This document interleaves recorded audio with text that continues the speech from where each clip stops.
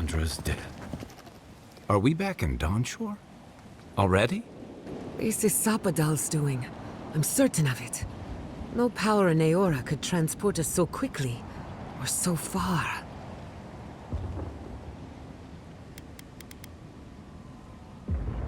What happened to the living land started long ago, and we're going to finish it. Are you seeing this? I don't think Paradis looked like this when we left it. Looks like the war already started, and the giant roots are winning. Marius, vines don't usually get that big this quickly, do they? Based on their growth and size, I'd say we've been gone 2 or 3 weeks. For once, I wish I wasn't. Who knows if the garden affected time, or merely our perception of time? Assuming there's even a difference. It's like how a body fights an infection. The fever gives you strange dreams that feel like an eternity. Look at this place. Feels like we're still in the dream. And not just us. Those are more your people's ships in the harbor, and steel garrote banners past the barricades. That can't be good. Even Reingrim is here. Perhaps we'll get to see an Archmage in action. I think I see Elia as well. What a strange reunion this will be. The Blessed Wardens are here too. That conflict we've been trying so hard to prevent started without us. If he didn't start this himself. The steel garrote have been itching for a fight this whole time. This would have happened with or without us. Before we go, what happened back there with the Dream Scourge and Sapadal? I'm not sure. That's good, right? It's a relief that the Dream Scourge won't be a problem. I only hope we can say the same about Sapadal. Time will tell, I suppose. After all this time, they're free. And the living land is free to heal. We've cured the land, and we've even freed a caged god.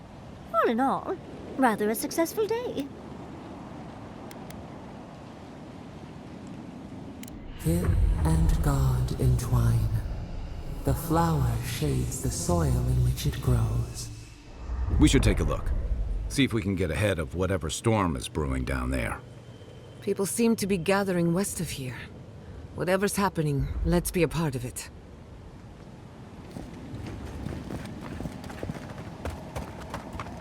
Son, they marched in with no warning. I couldn't think. I just ran. Easy. You're here now. Where did they come from? Envoy! What does the garrote think they're doing? What's the point of exploring if you just want to plant your flag everywhere?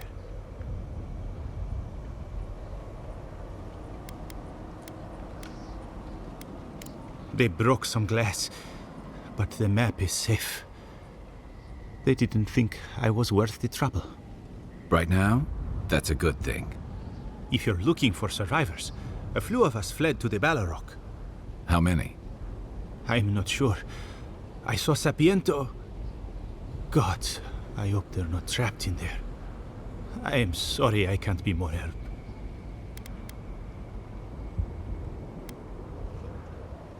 On the very first page. We should move. Let's hope the garrote hasn't made it to the Balrog yet. Envoy, wait! Before you go, I may have something for you. I took some supplies when I ran. If you think they'll help, they're yours. I'll even give you a discount. You know, for saving the city and everything.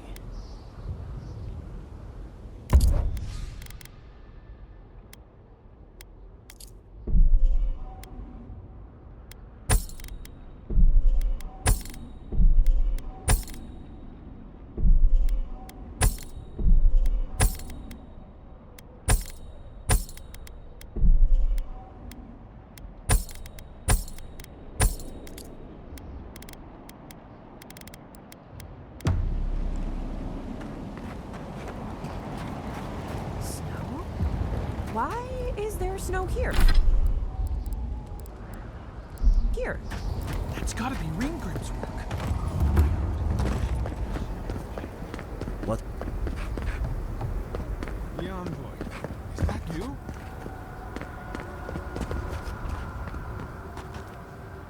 Envoy, how did you... I don't know. It's great to see you again, but where the fuck did you come from? You just appeared out of nowhere. The fuck? Ah, your face. We all wondered whose godlike you were. That's not important right now, Radut. Right. Forgive me, Envoy. I won't keep you long. I just want to make one request while you're here. As much as you can, be good to the living lands. I'm holding you to your word, Envoy. Don't fuck us over. All together now. Do not allow your differences to blind you to the real threat.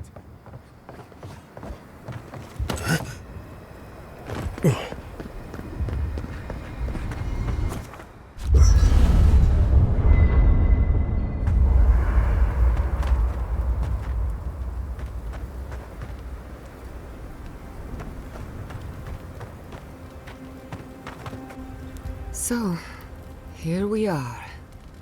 The first and last battle for the living lands.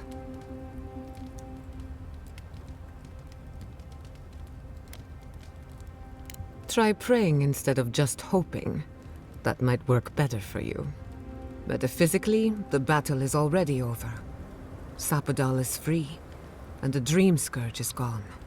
But politically, we have a small mess to tidy up. I intend to send a message to the Steel Garrote, and it won't be subtle. Anyway, who knows what tomorrow will bring, so let's be grateful for today. You've earned a little peace of mind. I think that's enough wool gathering for now. Besides, I need to tinker on the phantasmal focus. Make sure it's ready for war. Don't stay up too late. Not before I've done some reading. There you are, Envoy. You ready for this? Understood. Same here. I guess it helps we have a god on our side, right? I mean, a god beats a skeleton knight any day. This is just cleanup. Just figuring out who controls the living lands from here out.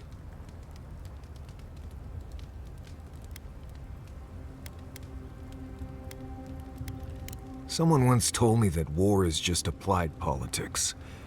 Never really understood what that meant. Anyway, you should get some rest. Oh, if you need to rehearse any speeches or whatever, make sure you do it in front of someone else. I promise you I've heard it.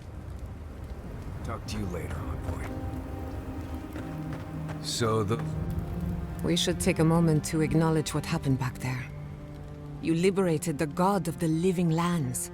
Now they are unchained, free to do whatever they want. That's quite a gamble you made. No doubt it would have gotten worse over time. If not for you, Sapadal would still be pacing their cage like a wild animal. Which means you have leverage over a god. How do you plan on using it?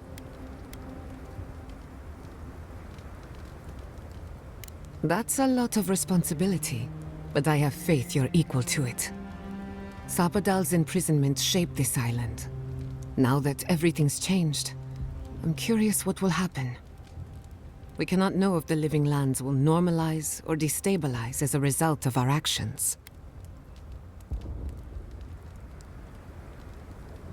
Eventually. Maybe you'll find some comfort in prayer, now that one of the gods is listening. I hope you don't mind me bringing it up. The subject matter is a bit much for our little camp.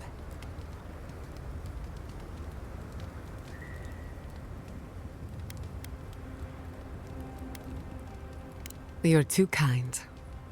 I want you to know this has been an unforgettable experience. Wherever we go from here, I'm grateful to have been a part of it. Until next time. Not before I've done some reading.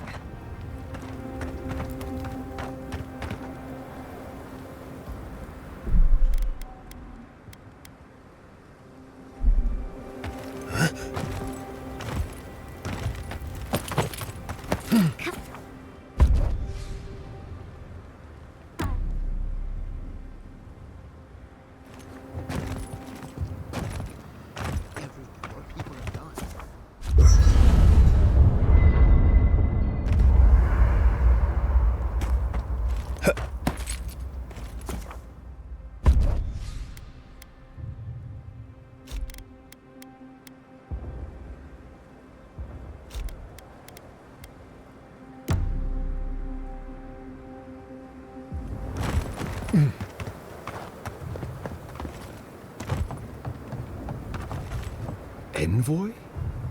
Is it really you? Mihala told us you went into some place called the Garden to seek a god? When you didn't return, we took you for dead. Did you meet your god there? The one whose marks you bear? The origin of the Dream Scourge?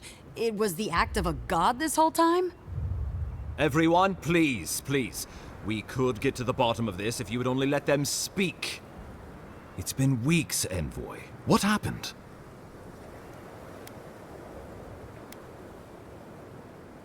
Finally, a ray of sunlight shines through the storm cloud. I will not grovel at the envoy's feet for solving a plague I am not convinced was real. If you wardens ever bothered to pull your heads out of your asses, you wouldn't take such pride in your ignorance. You know nothing of me or my people, you fucking pirate! Warden Commander, look around you. Is this really the time? Giata nearly had me convinced the Dream Scourge was some infection of essence. How could you stop such a thing, Envoy?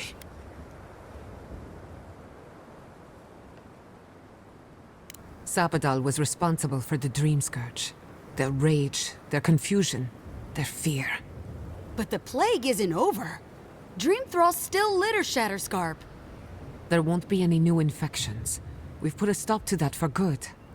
Unfortunately, there's little we can do for those already in the grip of the Dream Scourge. We can give them comfort, nothing more. This will be a process. The Dream Scourge was never going to simply go away overnight. I suppose it stands to reason. I found that a quick fix is often anything but. What of this god, then? What does it mean that you freed them?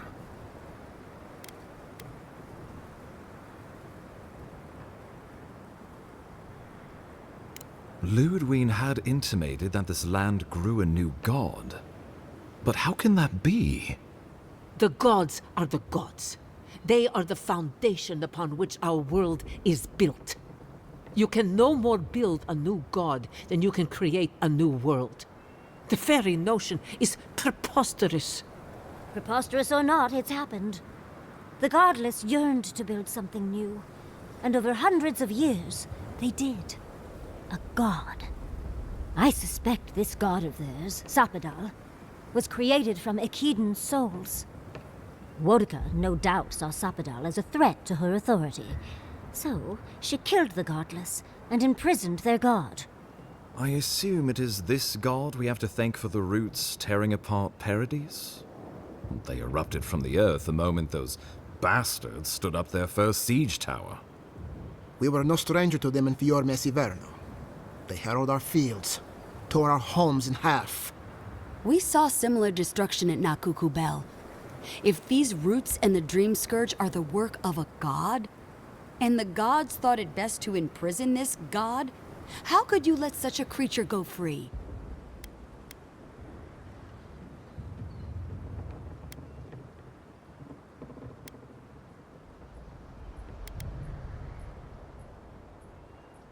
Altruism is fertile ground for folly, I've found. First he still growed, now a rogue god. Is there no place safe from turmoil in all the living lands? Sapadal's power ravaged my people. I don't know that I can ever trust it. Keeping watch over Sapadal was a sacred task Nandru gave us when he left. For that reason alone, My wardens owe them their allegiance. Well, whatever happens, I suppose we can't put the godling back in the bottle now. But come, we have more pressing matters to attend to. The Steel Garrote have attacked Paradis. Inquisitor Ludwine has already joined the battle. She must have traveled like the wind to get here so fast.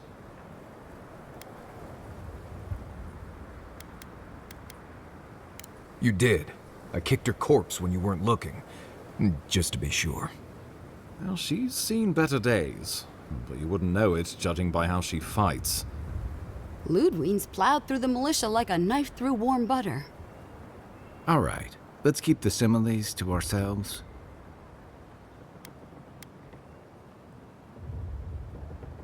A bit like you're being haunted, isn't it? Or cursed. But that's your affair. So long as her passion for Wodica lives, so too will her spirit. Then we destroy her faith, and the rest of her will follow. I have a theory about this. Let's talk at camp if you want to hear it. But I think we can kill her. Oh, good. That will be easy. It is not, I think, impossible. Well, you might not believe me, but I didn't want any of this to happen. It was Ludwine who called for the attack. I didn't hear an answer, Ambassador. She and her Steel Garrote laid siege to the city, shortly after you beat her to the garden.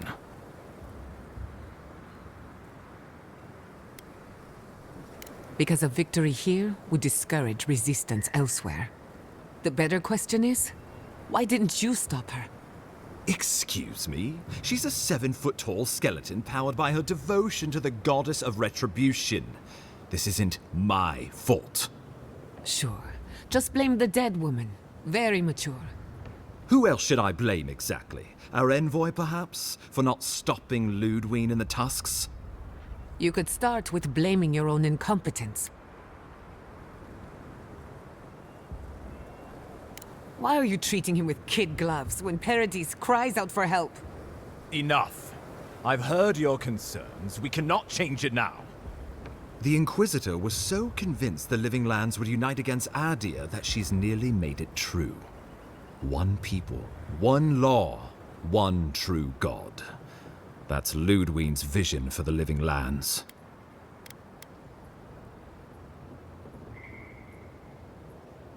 That's what Ludwine thinks. Adia doesn't revere Wodica as fervently as it once did. Worship of Mogrin, Berith, even Aethys has gained a foothold. Many no longer trust that the gods are listening. Some question whether they guide the wheel at all. The Empire lost its foothold in the Eastern Reach. The well-bred avoid child-rearing in pursuit of cosmopolitan pleasures. The Church is weak against them. In a world of soul against soul, Ludwine believes we have lost ours. The Empire must change, or it will die.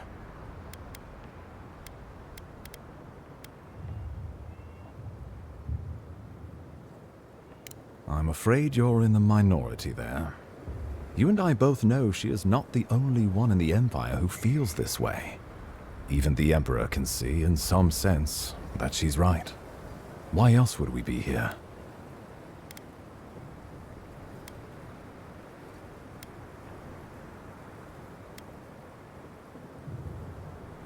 The Inquisitor answers only to Wodica. In attacking Paradis, she has dragged us all far beyond the bounds of the Emperor's desires.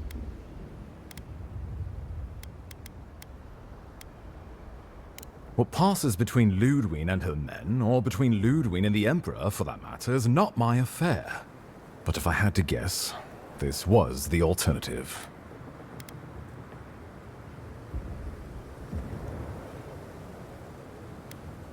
Oh, I can't wait to see how you weasel out of this one.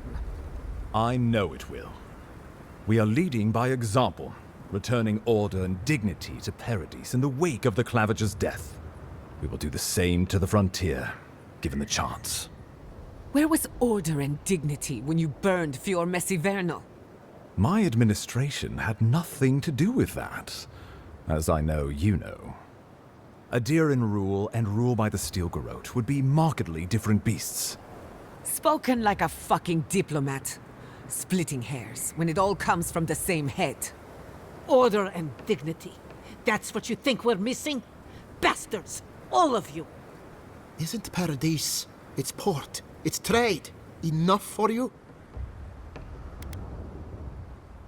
I've answered your questions. Now I would like you, all of you, to answer mine. Ludwig has sent a message to the Emperor informing him of her attack. He will send advisors and reinforcements swiftly in response. What will his representatives find when they arrive? A new colony? A budding grave room? Before you face Ludwig, you should know what you're fighting for. All of you must decide, together. But whatever you decide, understand, the days of the frontier are done. Adir will come. Indeed, we are already here.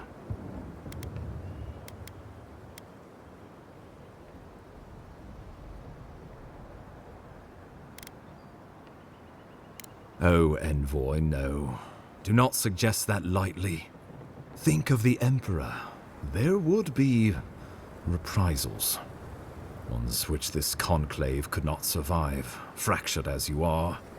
Not unless you came together and formed a nation of your own. It would be difficult. No, impossible. I'm certain you would fail. Think of your people, all of you. Think of the lives at stake. We deserve our autonomy, even if we must fight for it. Anything less would be surrender. Fleeing someone else's laws and authority is one thing, setting up your own is another. We're an island of misfits and dissidents. We'll still have to surrender some of our autonomy, and we won't agree on what that means overnight. We'll be vulnerable. Without allies, other powers will see us as ripe for the picking. Know that this is a hard road to walk. We were fine before Adir came. We'll be fine when they're gone. I think we ran things perfectly fine before your kin got here. Rest into bounty. Does the winter frost dissuade the seeds? Many fruits on our boughs. We graft many leaves into strength.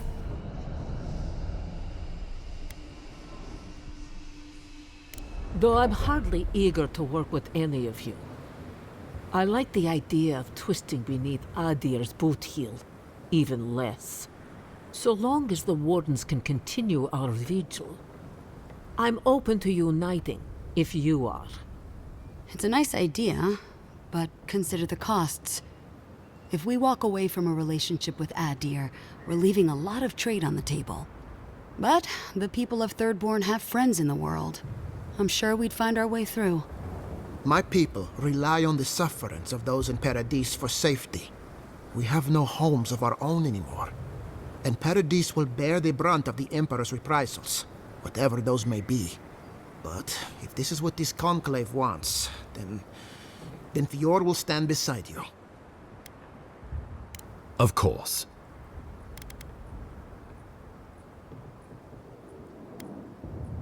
The Living Lands would become an extension of the Adiran Empire in leadership and law. Soldiers bearing the flag of Adir would be garrisoned in every town. They would be paid in Adiran shelling and speak only the Adiran language. Their roads would be smooth Adiran roads. Their medicine would be hygienic Adiran medicine. And their weapons would be efficient Adiran weapons. Our customs would become their customs. Our strengths would become their strengths. Our emperor would become their emperor. Turned toward a common purpose. No one, not Rauatai, not the Valian republics, not even a rogue god, would dare attack the Living Lands. This island would be safe for the first time in its history, and safe it would remain.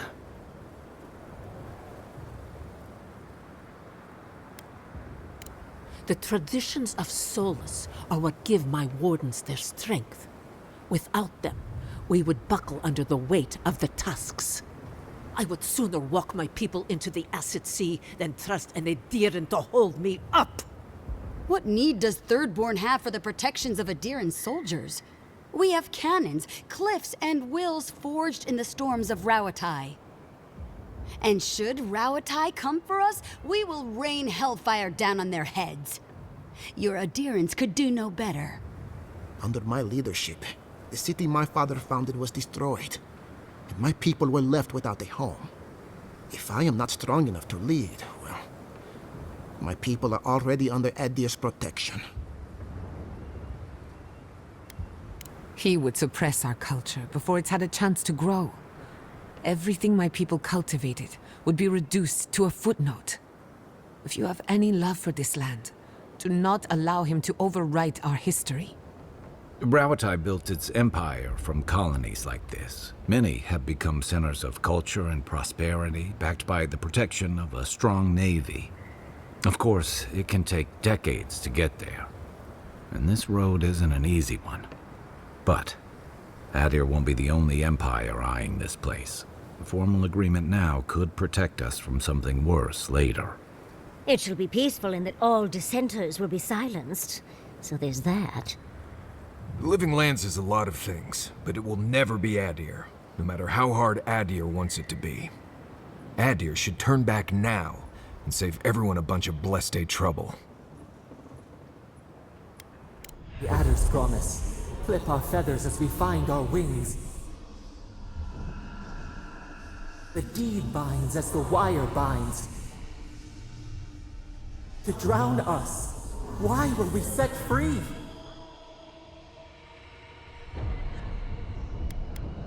Of course.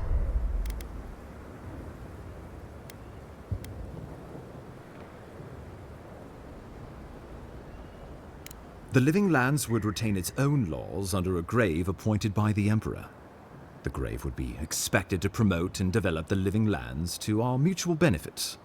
They would divide the island into administrative districts and see them governed by mayors appointed from the local communities.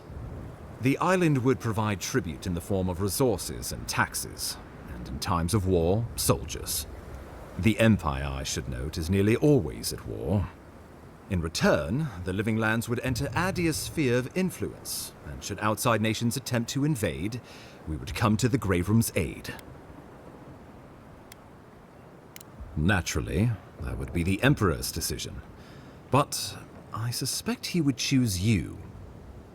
Only the strong survive the frontier. I used to believe that was Ludwig. But you were born to rule here. Quite literally.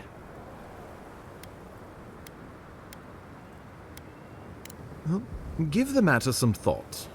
You owe that much to yourself, at least. We give up our fighters and the wealth of our lands, and get promises in return. But we have wealth enough to give some away, if it means my wardens may return to their vigil in peace. A grave room could work, so long as trade keeps moving through the Scarp and you're willing to serve as our go-between envoy. And we'll have cannons enough to deter the Adirans from trying anything stupid. If a grave room will put an end to the fighting and allow my people to remain safely in Paradis, I suppose this is an arrangement I could accept. Tribute, he says. Taxes, soldiers. The Empire has tried it all before. Look to the Eastern Reach if you don't believe me. They want to bleed us dry, to fill their coffers and fight their wars, to break us like wild animals. But I will not bend. It's still a gamble, but I think it's the safest bet. We get the benefits of Imperial trade and protection without losing all of what makes this place special. There's no way of knowing what it would mean in another generation or two. But right now, it gives us the security and stability to recover. We were fine before Adir showed up, and we'll be fine when they're gone. Trust the lands and her people, Envoy.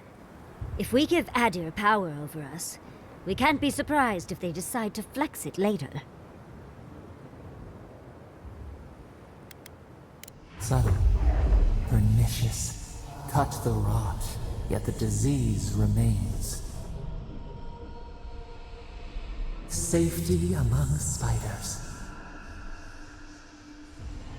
A web gleaming with dew. They weave, they wait.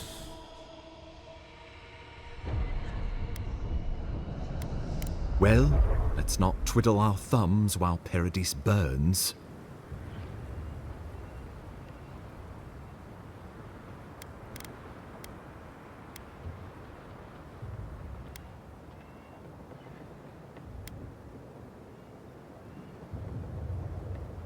Oh, gods have mercy. Solus and her wardens stand vigil with the living lands. By grit and steel, Thirdborn stands with the living lands. If this is what you all agree is best, the people of Fior stand with the living lands. We deserve this opportunity. Thank you for believing in us. Fighting a battle together is easy. I just hope everyone's willing to stick it out when it comes to the politics. God, they made the right decision for once. Finally, some sense permeates the proceedings.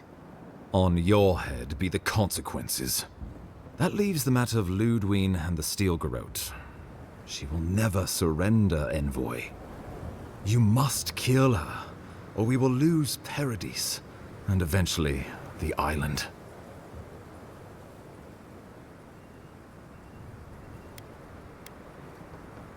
The living lands will never be free until we break the chain around our necks. Ludwine must die her final death. She better say her goodbyes while she can. I'm proud to fight at your side, Envoy. One last time. Let's get to work then. We've got a walking corpse to bury. The Paradis militia will be at your back. Give her no quarter. The future waits for you. You're more than worth it. Now go. No doubt the Inquisitor grows impatient for the hunt. Show them that the living lands will not be broken across Vodka's knee. Gather your forces and secure the eastern gate. From there, take back the main plaza. I have faith in you. Gods be with you, Envoy. Let's take back the city together. Show the Steel Garrote how the living lands takes care of its own. Time to stop the Steel Garrote. Lead the way, Envoy. Let's go free a city, shall we?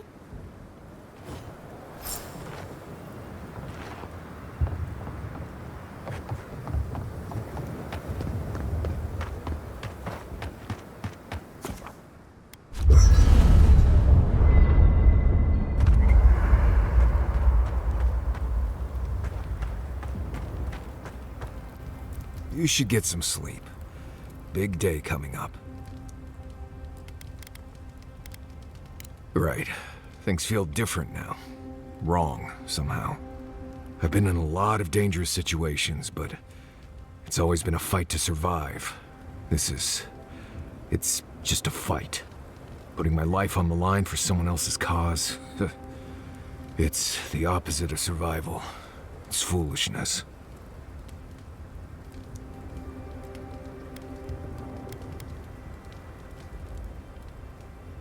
You know, I've never seen a bear go to war. They fight for survival, not for causes. We're about to go out there and risk our lives for, what? A concept of how things ought to be? We might die, all to determine who sleeps in the nicest house in Paradis until the island decides it's time for a change. It's fine, really. But it's in Bleste Saka when you think about it.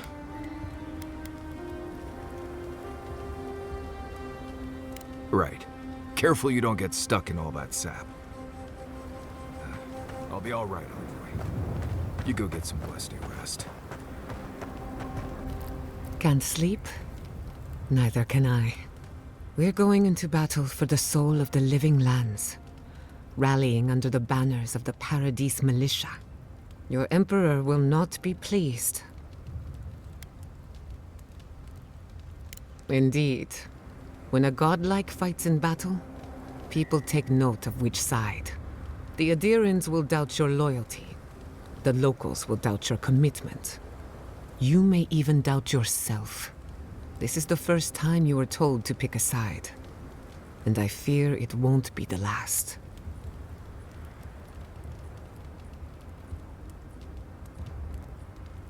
All we ask in return is that you do the same for us. From what I understand, your ambassador is very persuasive, very powerful, and very accustomed to getting his way. For a politician like him, losing a battle is not a defeat. It's an opportunity. When he promises you the world, don't listen. He'll fill your head with lies if you let him. I'm glad we understand each other. It's good to see you fighting for the misfits and rabble-rousers. Time for you to get some rest. We have a big day ahead of us.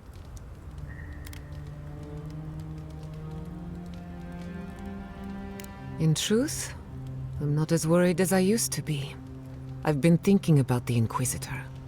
Formulating a theory, you might say. A Death Guard clings to their existence by force of will.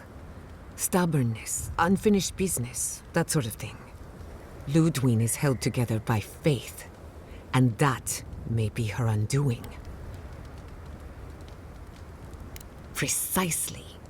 Faith is the foundation of her reality. Faith in the righteousness of the gods. But according to her faith, Sapadal should not exist. A new god independent of hers? Blasphemy. By that logic, you shouldn't exist either. And yet here you are. That's my point, exactly. I think you already have. You are the godlike of a heretical god, a contradiction to her reality. Can you imagine how much she needs you to die? Her entire worldview depends on it. Who knows? Maybe that uncertainty is enough to make her mortal again. Or maybe not. I'm just theorizing as I go. Whatever happens, I want to see it for myself.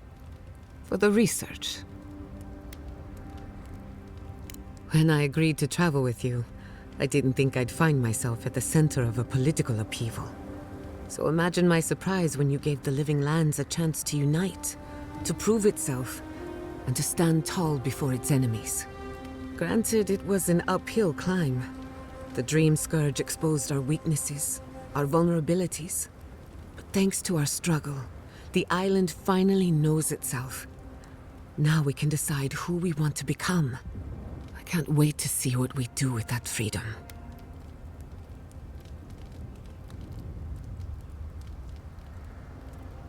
Agreed. We've fought hard just to defend what's ours.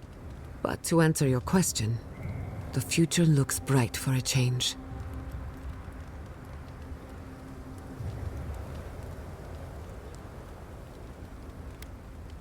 Is it really that obvious?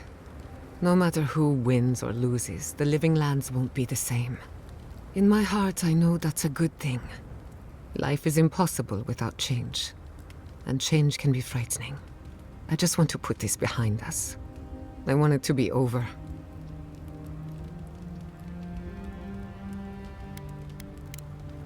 Until next time.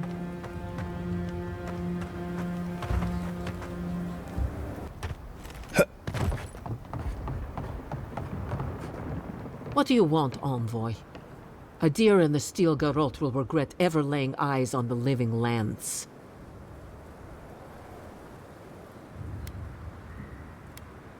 I am too. I spent far too long mired in bureaucracy. The Living Lands needs all the help it can get. All of us must be free, or none of us are. Give the Steel Garrote the end they deserve. I was worried for a moment, but you proved my fears misplaced. I thought it might come to this. The Steel Garrote have their fingers around our throats. And yet you, of all people, came to our defense. Call me astonished. And you deserve our gratitude. Giata, are you well? We haven't spoken in some time. Let's just say I'm taking my life in a new direction. One that doesn't concern you. Say no more. It isn't my place to say that I'm proud of you. But I am. Thank you, I suppose. As for you, Envoy, good luck in the battle to come. You're fighting for our future. Farewell. Maybe I judged him too harshly. I'd say all this has finally knocked some leadership into him.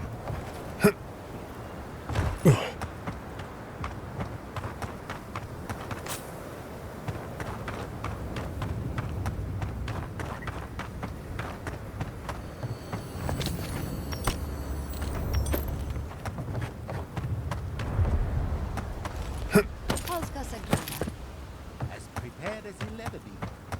Who knows? Maybe all this will make a hero.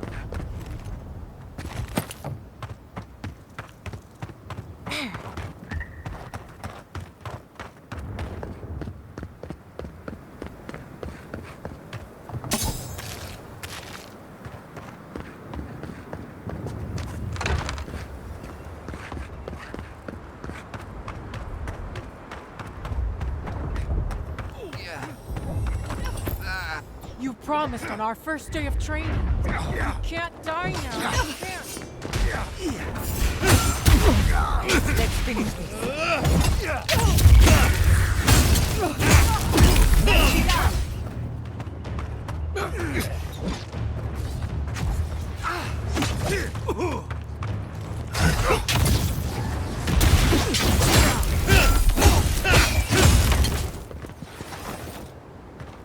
Nice work. Just like the good old days.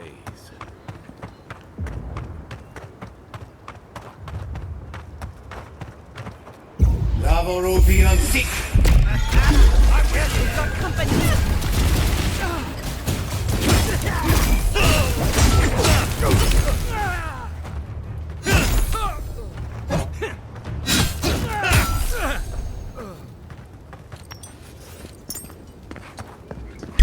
Stop right there. Make worth and roast. Show yourself. Play safe.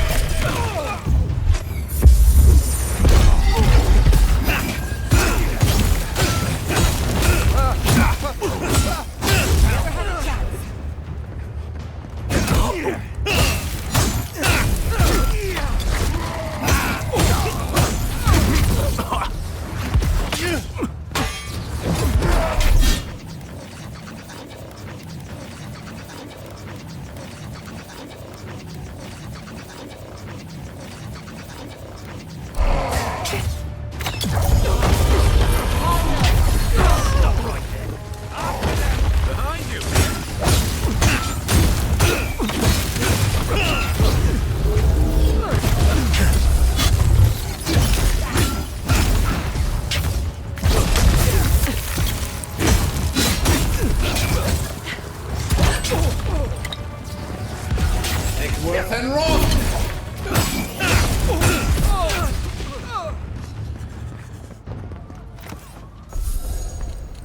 That'll show him. Foolishness.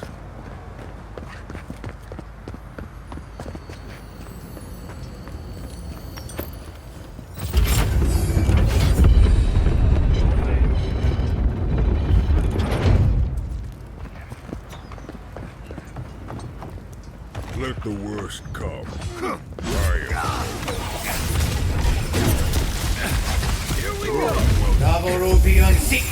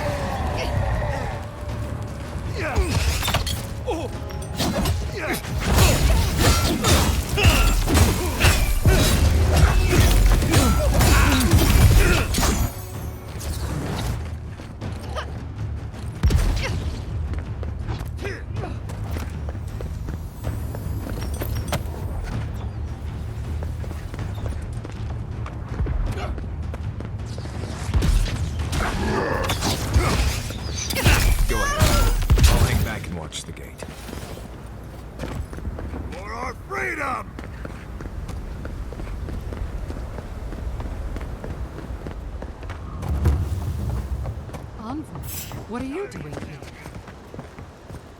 I thought you left town weeks ago. You can tell me when we make it out of this. I saw a few on my way here. I imagine they've been waiting for this to happen for a long time. Listen, one of the Garot's units is scouting up ahead, maybe 5 strong. I wouldn't want to fight them if I were you. Take this key. It'll unlock the gate to the canals. You can thank the captain who forgot it. You shouldn't find much opposition down there. I wish someone had stood up to the Steel Garot a long time ago. But, well, you're here now. That's what matters. Good luck.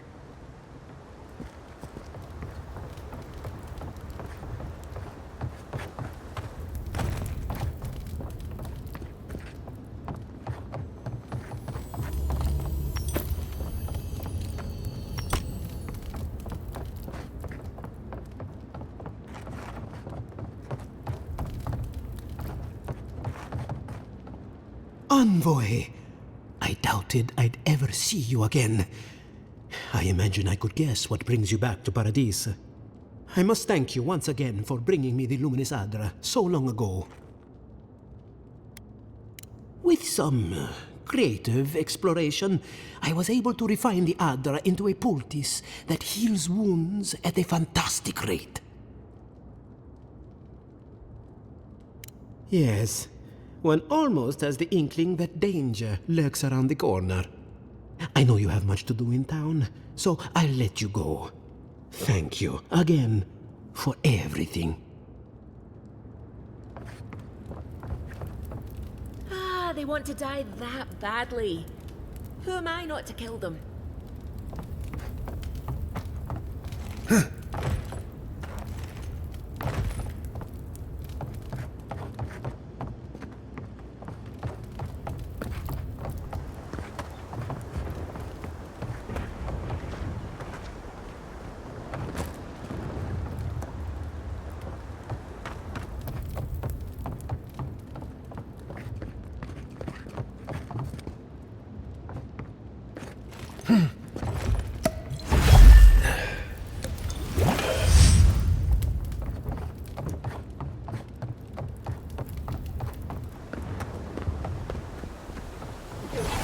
Worth and Roth! Avowed beyond seek!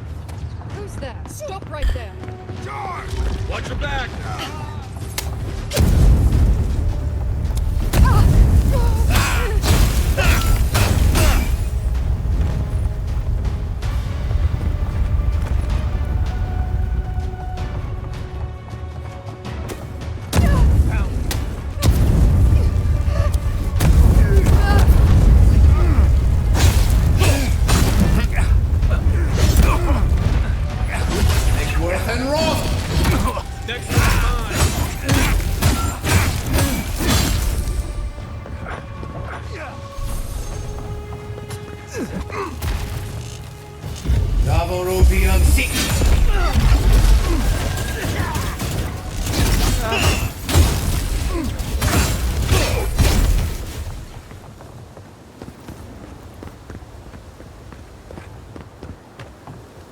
Envoy over here. What exactly do you think you're doing? Liviana, don't you ever take a break? You nearly died in my clinic. Correction, you did die.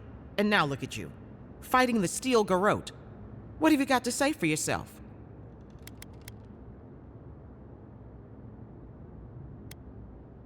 That's the worst excuse I've ever heard, and believe me, I've heard it all. Kai, is this your doing? Come on. I couldn't have kept him out of the action if I wanted to. I knew you were a bad influence. We're patching up folks as best we can, but I'm not gonna sugarcoat it. War is a damn bloody mess.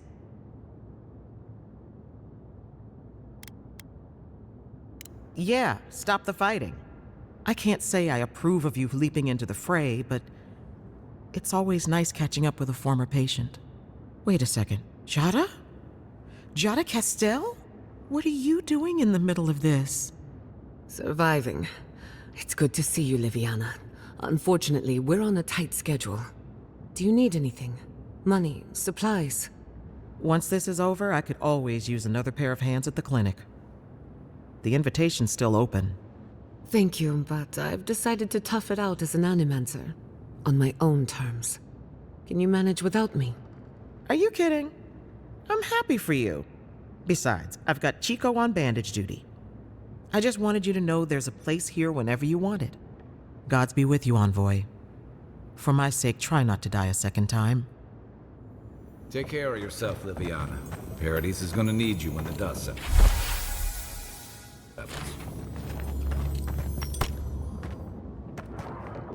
Envoy, it's good to see you fighting on the right side of history. Out of curiosity, what turned you against the Steel Garrote? Their loss. You're a good ally and a powerful enemy. You know the Steel Garrote a lot better than we do. Their coordination is damn impressive. Any advice?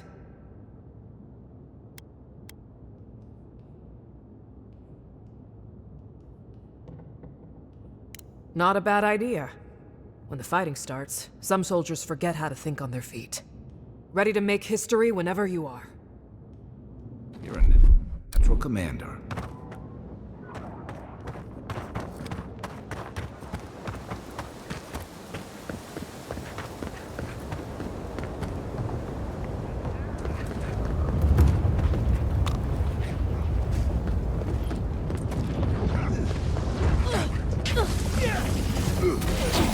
Worth and Roth! East ahead!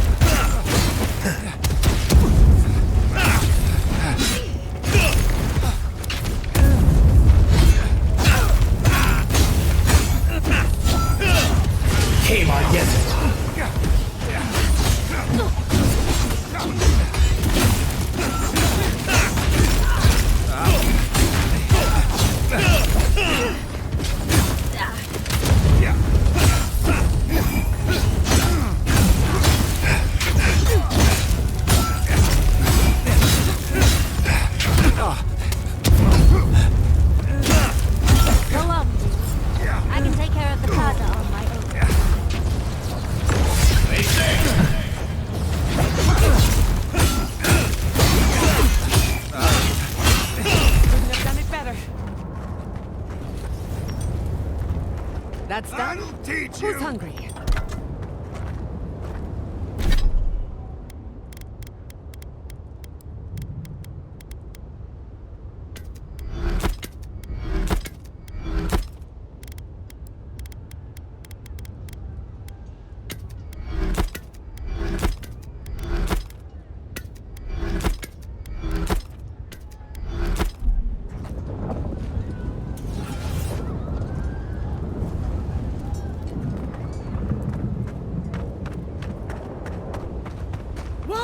Demand your submission.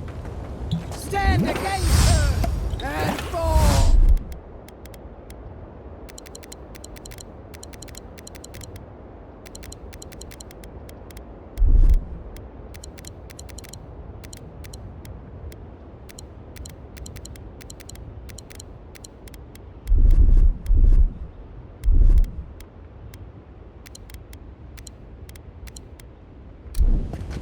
That's Ludwig ahead. Lead on. I'm with you to the end.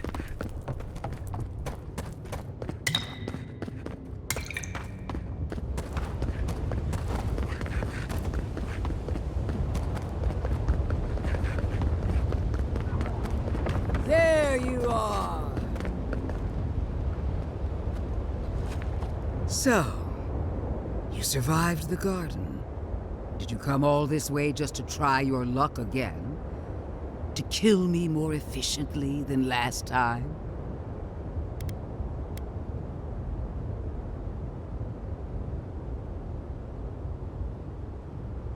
So you say.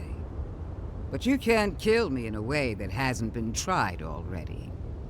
I can't wait to prove you wrong. Silence, child. The adults are talking. Look around, Envoy. Heelguard should have listened. He tried to bring order through compromise. He failed. Order is meant to be imposed by a stern, guiding hand. Her order wields sharp steel.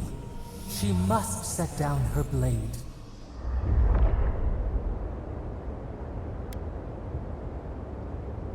You can tell Wodaka yourself once we've sent you back to the wheel. Don't insult my intelligence or my commitment to the cause. Treaties can be burned. The hands which shook over whatever deal you struck can be lopped off at the wrist. As for you, Sapadal's chains are broken, which means your soul is in their grasp. I don't know how deeply you've been compromised, Envoy. And if I don't know, then I cannot suffer you to live.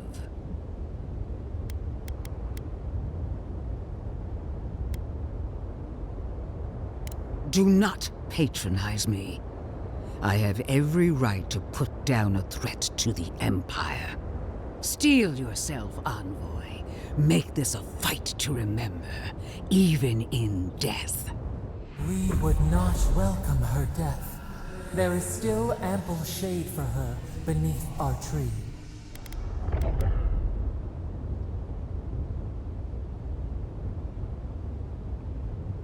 You will. You must. You have no choice. Face me and die with honor. Or fall to your knees and die as a coward. How you die doesn't matter, but you will die. Every vestige of Sapadal must be wiped from this earth. The burned queen demands it. We are a challenge to her authority. She is afraid of what we mean.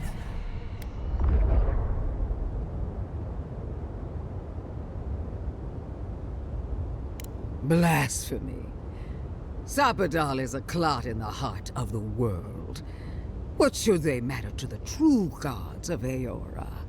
Your god will meet their end just as soon as I'm through with you.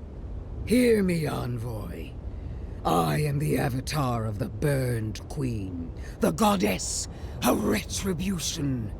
I am her sword arm, her will in the world. And so long as I can fight, I will be her champion. But she failed to ensnare the living lands, and we are free. How long until Wodaka finds a new avatar?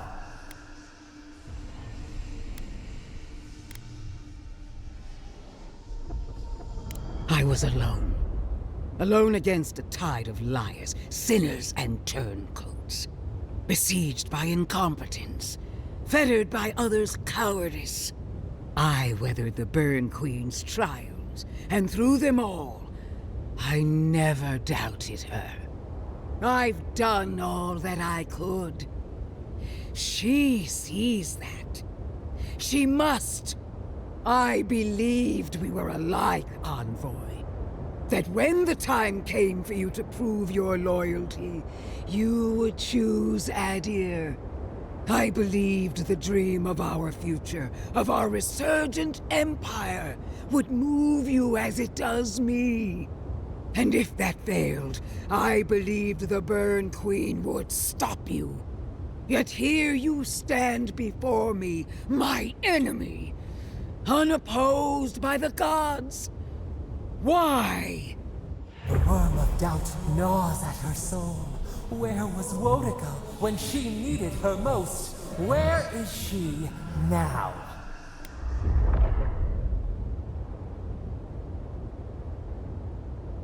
No. I have the burned queen. I have her faith inside me. I don't need anything else. I can still prevail. I must.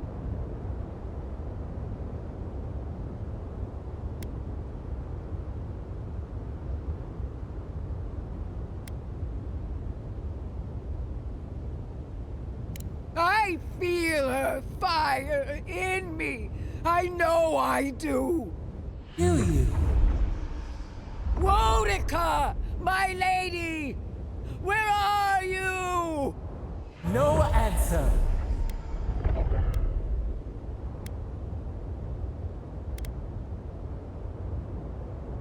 No! It's not true! Shame. Suffocating shame.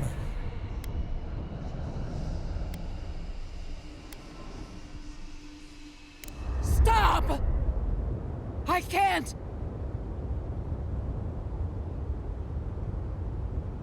No! No! No! Forgive me! Wodica!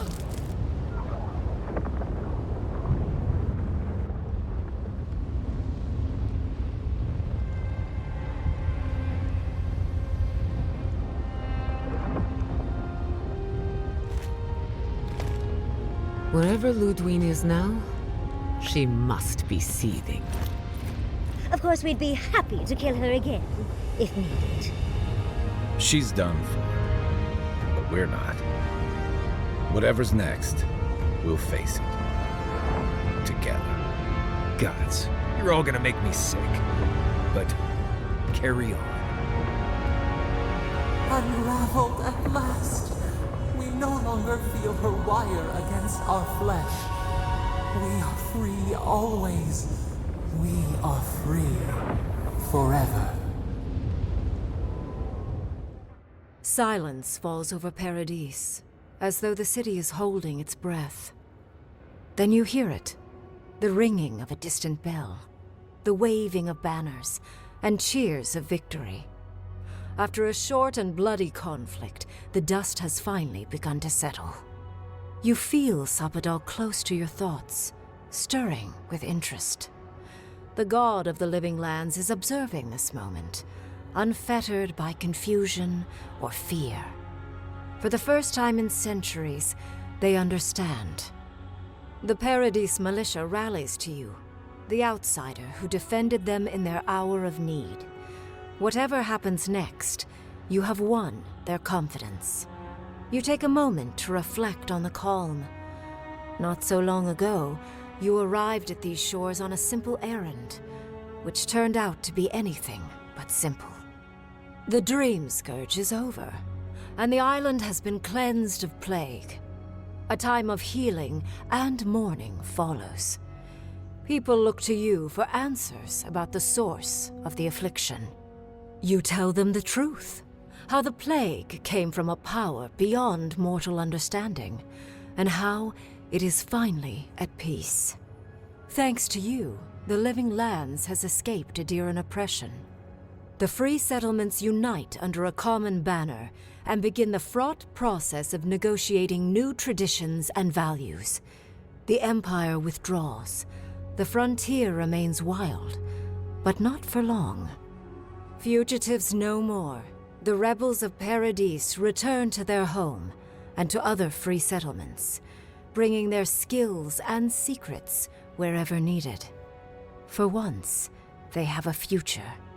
The refugees of Emerald Stair find a cold welcome in the city of Paradis.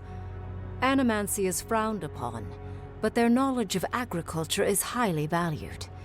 The first bountiful harvest improves relations. The ashes of Fior Massiverno continue to smolder.